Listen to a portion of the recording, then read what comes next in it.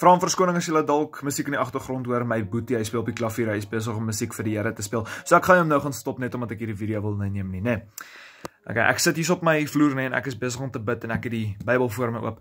En die Here stuur my na Psalm 118 toe. En eers kyk ek na die vers 24 wat sê, dit is die dag wat die Here gemaak het, laat ons daaroor juig en bly wees. Maar die Here sê vir nee, gaan kyk na vers 8. Ek gaan toe en ek lees hierso. En dis wat ek met julle wil deel vandag.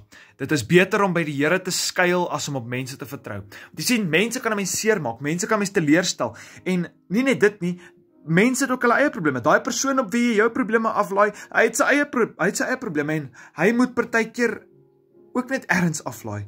Dis hoekom dit hierso sê, dis beter om by die Here te skuil. En ek wil ietsie hierso ook by sê. Maak nie saak wat se sonde jy gedoen het nie. Gaan belê dit voor die Here. Gaan skuil voor die Here. Want die Here sê dis beter om by hom te skuil as om op mense te vertrou. Maak nie saak hoe gebreek jy is nie. Gaan skuil by die Here. Okay. Hou op om op mense te vertrou te veel. Vertrou eerder op die Here. Hy maak 'n plekkie vir jou waar jy kan skuil. Kyk, kind van God.